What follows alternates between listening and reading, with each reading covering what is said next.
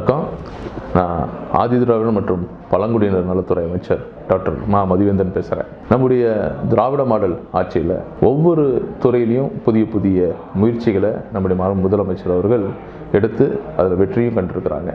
இதில் நம்ம மிக முக்கியமான துறையான ஆதிதிராவிடர் மற்றும் பழங்குடியினர் நலத்துறை சார்பாக பல புதிய முயற்சிகளை நம்ம தொடர்ந்து இந்த திராவிட மாடல் ஆட்சியில் எடுத்து வச்சிருக்கிறோம். இதில் மிக முக்கியமாக ஆதிதிராவிடர் மற்றும் பழங்குடியினர் மக்களுக்கான தொழில் முனைவோர் கண்காட்சி மற்றும் கருத்தரங்கம் இந்த நாட்களில், அதாவது ஜனவரி 25, 26 நடக்க இருக்கு. எங்கே நடக்க இருக்கு அப்படின்னா, நம்முடைய சென்னை நந்தம்பாக்கத்தில் உள்ள வர்த்தக மையத்தில் நடக்க இருக்கு. நம்முடைய ஆதிதிராவிடர் மற்றும் வீட்டு வசதி மற்றும் மேம்பாட்டு கழகத்தின் சார்பாக, அதாவது தாட்கோ மூலியமாக இந்த நிகழ்ச்சி நடக்க இருக்கு.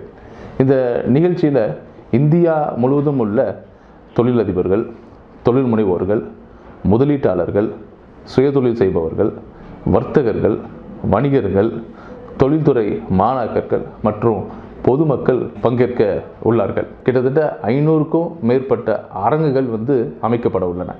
15,000க்கும் மேற்பட்ட பொருட்கள், அதாவது ஆதிதிராவிடர் மற்றும் பழங்குடியினர் மக்கள் தயாரித்த பொருட்களை பார்வைக்கும் விற்பனைக்கும் வைக்கப்பட உள்ளன. அதனால் இந்த நிகழ்ச்சியில் நீங்கள் அனைவரும் கலந்துக்கிட்டு இதை சிறப்பிக்க வேண்டும்.